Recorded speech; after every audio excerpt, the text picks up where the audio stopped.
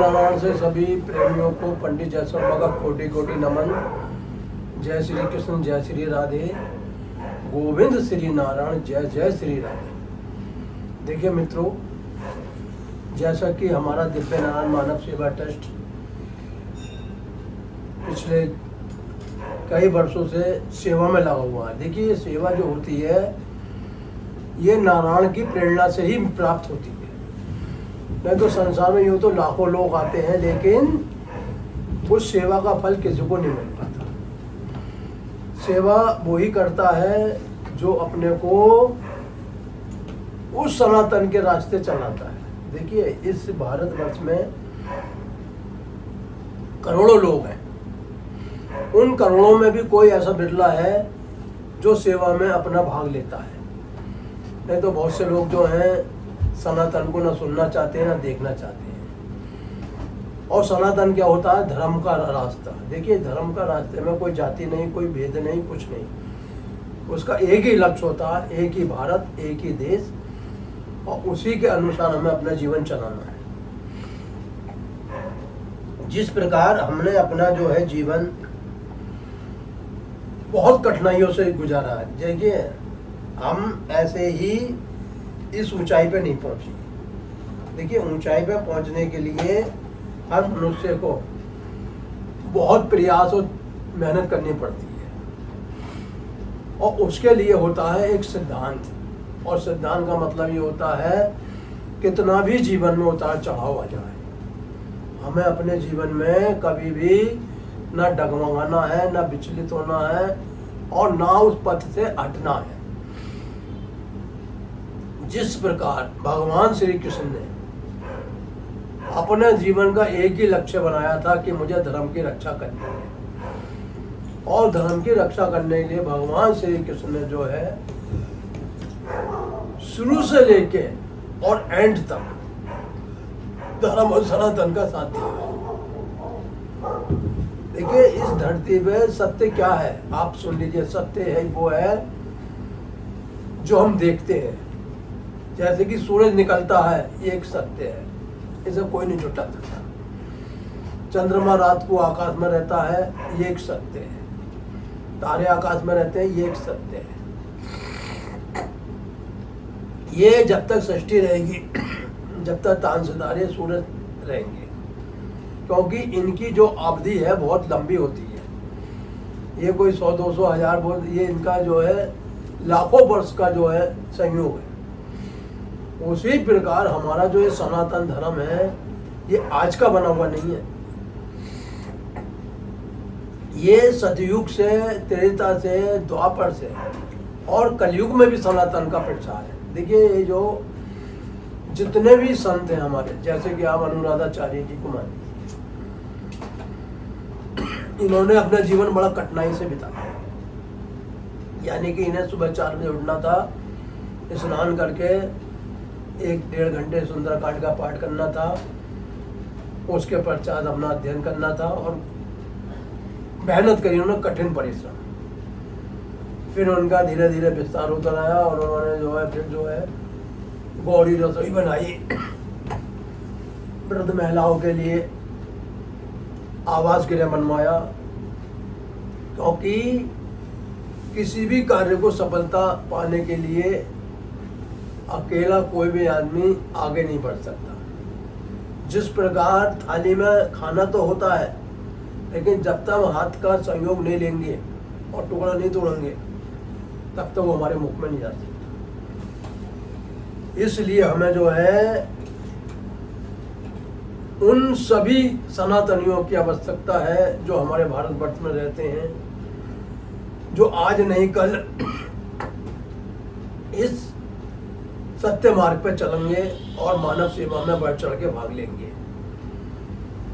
देखिए मित्रों, ये मानव सेवा कोई एक इंसान के लिए नहीं है, ये संपूर्ण धरातल के लिए है। और इस संपूर्ण धरातल में पूरा संसार आ जाता है। देखिए, हमारा ना किसी से राग है ना द्वेष है। जिस प्रकार कबीरा बाजार में खड़ा है, सबकी मांगता खैर है, ना काऊ से दोस्ती है ना काऊ से बैर है। तो हमारा किसी से बैर नहीं है, किसी से वो नहीं है। हमारा तो एक ही उद्देश्य है, जो बोओगे वो काटोगे। यानी सेवा करोगे तो आपका जीवन आनंद में रहेगा और आप जो है जीवन में सुखपूर्वक अपना जो है जीवन को चलाएंगे। सेवा नहीं करोगे कोई फर्क नहीं पड़ेगा, लेकिन जिस प्रकार हम बैंक में अपनी जमा पूंजी एकत्र कर देते हैं और बाद में हम उसे निकाल के खाते हैं, या हम कोई नौकरी करते हैं और जब हम 60 साल के बाद रिटायर हो जाते हैं, जो उसकी पेंशन बनती है उससे हमारी जीविका चलती है। उसी प्रकार जब हमारे पुण्य कर्म वो बढ़ जाते हैं, वो हम सेवा में बढ़ चढ़ के भाग लेते हैं। यानी कि अपनी जमा पूंजी का कुछ हिस्सा 5%, 10% किसी ट्रस्ट को देते हैं। तो देखिए उस ट्रस्ट के माध्यम से कितने लोगों को भला होता है। जैसे कि हमारे ट्रस्ट में एक सज्जन है जो दिल्ली रहते हैं, वो 3001 रुपये हमें हर महीने भेजते हैं। उनका जो पैसा है वो हम इस तरीके से खर्च करते हैं, क्योंकि हमारे ट्रस्ट में अभी तक कोई बढ़ोतरी नहीं है, कोई जो है अभी हमारा विकास नहीं है। लेकिन दिव्य नारायण के मानव के माध्यम से हम इस ट्रस्ट को ऊंचाई तक पहुंचाना चाह रहे हैं, क्योंकि आज हमारे देश में शिक्षा का बहुत बड़ा अभाव है। एक शिक्षा के अभाव में जो हमारी पीढ़ी दर है वो जुर्म के रास्ते आगे बढ़ रही है, उल्टे सीधे कार्य कर रही है, चोरी चकारी कर रही है, जिस कारण आज हम देखते हैं कि जो बालक सही रास्ते चलना था वो आज जेल के द्वार में बंद है। ये हमारे देश के लिए बहुत दुर्भाग्य की बात है। हम ये चाहते हैं कि हम अपने दिव्य नारायण मानव के माध्यम से उस युवा वर्ग को शिक्षा दिलवाएं और शिक्षा दिलवाने के साथ ही उनका जो है आगे जो है नौकरी वगैरह का भी हम उसका वो हिसाब बनाएं, क्योंकि किसी भी ट्रस्ट को आगे बढ़ने के लिए धना जमा पूंजी की आवश्यकता होती है और उसके बिना कोई भी ट्रस्ट आगे नहीं बढ़ता। देखिए कोई ट्रस्ट एक जने का बना हुआ नहीं होता, वो सबके सहयोग से आगे बढ़ता है। और वो जब बढ़ता है जब जनसमूह, जब मानव समाज जो है उससे जुड़े। अगर ऐसा इस देश में अगर ऐसा हमारे ट्रस्ट में हो जाता है तो एक दिन जो है हमारा भारत देश जो है विश्व गुरु के पथ पे आगे बढ़ेगा और अपना आत्म कल्याण करेगा। जैसा कि हम आपको योग के माध्यम से बताते हैं कि ये जो हमारा शरीर है 2 भागों में विभाजित है, यानी कि सूक्ष्म शरीर और स्थूल शरीर। स्थूल शरीर जो है ये बनता है अन्न के द्वारा और सूक्ष्म शरीर है वो बनता है चक्रों के द्वारा। यानी कि इस स्थूल शरीर में हम रह के सारे कार्य कर लेते हैं, अपनी पढ़ाई भी कर लेते हैं, अपने दिनचर्या के कोई काम भी कर लेते हैं, बाजार भी। लेकिन जो सूक्ष्म शरीर है वो उस आध्यात्मिक ओमकार से जुड़ा हुआ रहता है और ओमकार जो है वो हमारा वास्तविक स्वरूप है। यानी कि इस शरीर की तो आयु है 50 साल 100 साल, लेकिन जो हमारा सूक्ष्म शरीर है वो सनातन है। इसीलिए हम बाप को बार बार सनातन पे जोर देते हैं। और आपको जो है उस सूक्ष्म शरीर के अंदर जो छुपे हुए चक्र है, यानी कि मूलाधार, स्वादिष्ठान, मणिपुर, अनाहत, विशुद्धाख्य, आज्ञा चक्र और सहस्रार। देखिए चक्रों का हमारे जीवन में विशेष महत्व है। अगर मनुष्य ने इस मनुष्य जीवन में इन चक्रों का जागरण नहीं करा तो उसका इस धरती पे आना व्यर्थ हो जाएगा। आपको नहीं पता आपके अंदर ऐसी ऐसी जो कलाएं छुपी पड़ी हैं जिसके बारे में अगर आपने जान लिया तो आप स्वेच्छा से एक शरीर को का त्याग कर सकते हैं, छोड़ सकते हैं और अपना मनुष्य जीवन सफल बना सकते हैं। दूसरी बात, हमें हृदय में कभी भी ना राग रखना, ना द्वेष रखना है, ना मोह रखना, ना लोभ रखना है। देखिए ये सारी चीजें जो पैदा होती हैं वो आदमी की गलत संगत से पैदा होती है। अगर मनुष्य का संगत सही है तो वो कांटों पे भी चल के अपने जीवन को फूलों जैसा खिला सकता है, और अगर मनुष्य की संगत गलत है तो वो फूलों पे भी बैठ के कांटों में अपना जो है अंत में पहुंच सकता है। सबसे बड़ी बात है कि 1 घंटे का हमें आत्मज्ञान करना चाहिए, और आत्मज्ञान क्या होता है कि हमें रोज प्रातःकाल उठ के इस शरीर की सफाई करनी चाहिए। देखिए बिना शरीर की सफाई के शरीर का वात और कफ और पित्त कभी भी सामान्य नहीं बनेगा, और जब तक वात और पित्त सामान्य नहीं बनता है मनुष्य आकाश की सफलता तक नहीं पहुंचता, यानी आकाशगामी नहीं बनता। उसके लिए हमें रोज प्रातःकाल 4 से 5 गिलास पानी जरूर पीना है। पानी पीने से हमारा पित्त रस, कफ रस और वायु रस, ये तीनों सम होते हैं बॉडी के अंदर। जिस मनुष्य के वात, कफ और पित्त सम होते हैं उनके शरीर के अंदर दुर्गंध नहीं आती, बदबू नहीं बनती, गैसें नहीं बनती, और शरीर के संपूर्ण अंग जो भी हैं, हार्ट है, लीवर है, किडनी है, या अग्नाशय है, या मांस है, या शरीर की सारी नसें हैं, वो सही से कार्य अपना अपना करती है।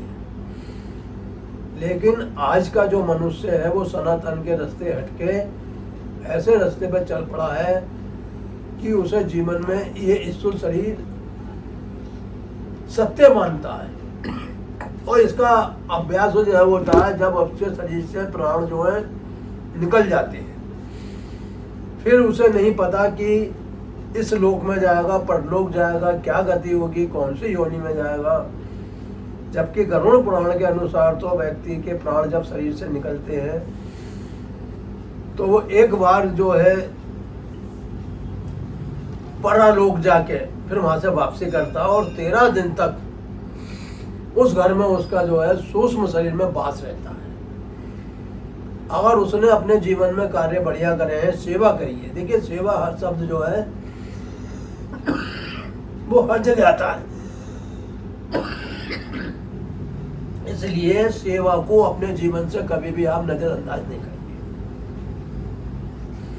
4 गिलास पानी पीने के बाद आपको अपनी दिनचर्या में क्या करना है कि पंजों पे बैठ के सोच करें।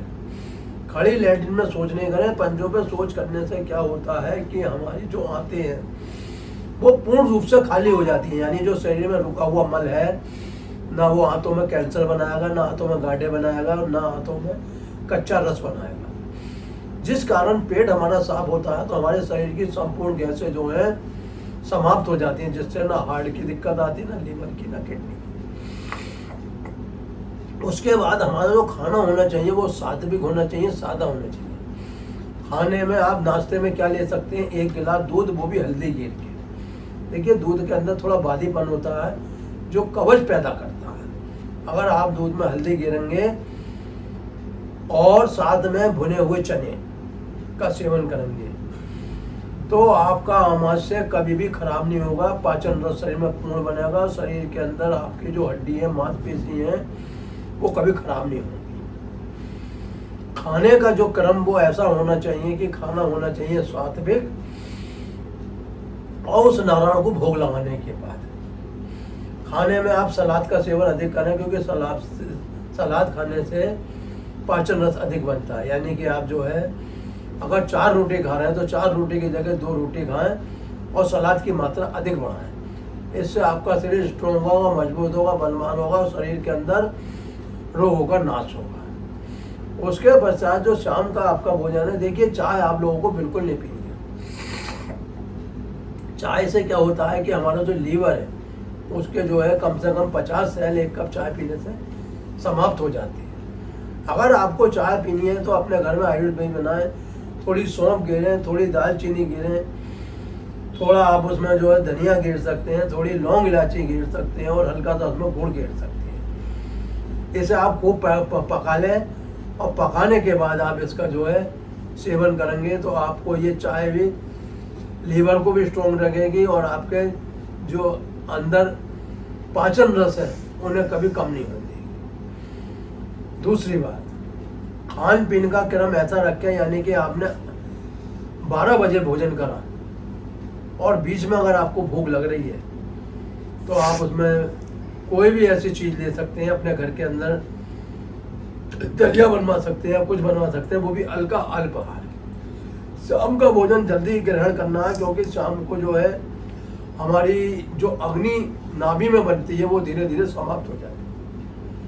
उसके बाद जो है भोजन करने के बाद आपको कम से कम जो है 100 कदम घर में ही टहलना है। टहलने के पश्चात जो है आप जो है 16 करवट जो बिल्कुल सीधे लेट जाएंगे। सीधे लेटने के बाद 16 लंबे गहरी सांसें लेंगे और छोड़ेंगे। देखिए, सांसों में ही हमारी ऑक्सीजन और भोजन को पचाने की शक्ति छुपी रहती है। फिर 32 सांसें जो हैं आप सीधी करवट लेंगे और 64 सांसें जो है उल्टी करवट लेंगे। इसका मतलब यह है कि आपने जो भोजन ग्रहण करा है वो सही से जो है पाचन ग्रंथि में परिवर्तित हो गया। अगर आपने जीवन में इन सभी बातों को अपनाया तो आने वाले समय में जो भयंकर बीमारी है, जैसे कि किडनी रोग है, हार्ट रोग है, लीवर रोग है, ये आपके कभी करीब नहीं आएगा। देखिए, रोग जब आता है जब शरीर के अंदर दुर्गंध और गंदगी और भोजन को पचाने की ताकत कम हो जाती है। देखिए, अब हमें भी मौसम का प्रभाव पड़ता है। देखिए, मौसम जो है वो प्रकृति का एक रूप है और इस मौसम से कोई नहीं बच पाता है। जब मौसम परिवर्तित होता है तो जैसे कि अब ठंड आ रही है, ठंड में क्या है कि शरीर के अंदर जो कफ है वो बिगड़ता है।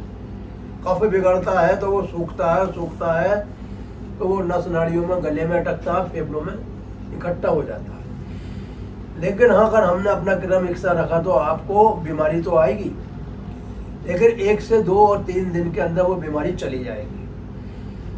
देखिए, हमें भी साल में 1-2 बार जो है शरीरिक परिवर्तन होता है, क्योंकि ये शरीरिक परिवर्तन शरीर के लिए अति आवश्यक है। जिस प्रकार हम साल में अपने घर की सफाई करते हैं उसी प्रकार हमें शरीर की भी सफाई अति आवश्यक है। जब हमारा कफ बिगड़ जाता है या पित्त बिगड़ जाता है, या इन दिनों में तो 2 मुख्य बीमारियां हैं, कफ और पित्त।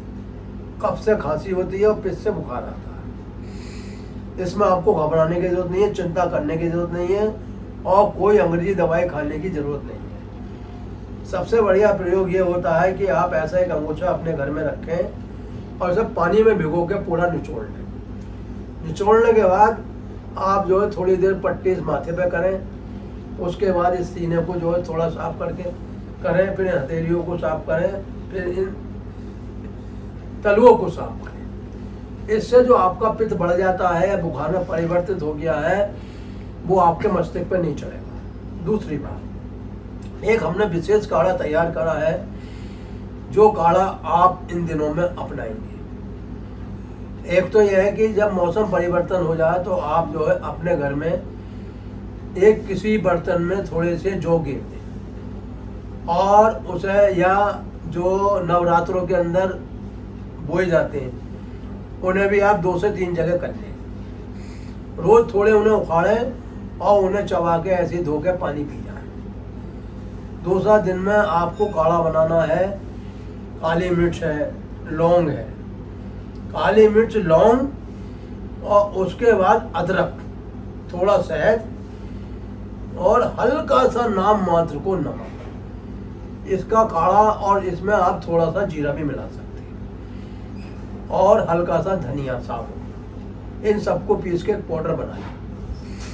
इसे आप 2 लीटर पानी में उठाएं और जब 2 लीटर में पानी में आप इसे उठाएंगे तो इसे 1/4 भाग में लाके छोड़ दें और हर 3 घंटे के अंतर पे आप इस काढ़े को पिएं और माथे पे आप गीली पट्टी करें।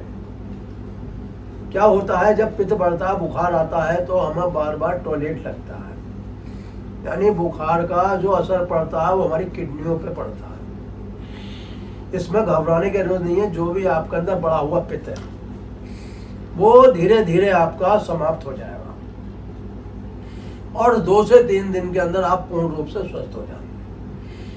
देखिए, अंग्रेजी दवाई लोग एकदम घबरा के ले लेते हैं, जुकाम हुआ, दवाई खा ली, जुकाम रोक दिया, लेकिन आपको नहीं पता वो नसों में जाके ऐसा जो है जमा हो जाता है कि वो आगे चल के ट्यूमर का रूप ले लेता है, आंखों की रोशनी को कमजोर कर देता है, कानों के पर्दों को गला देता है।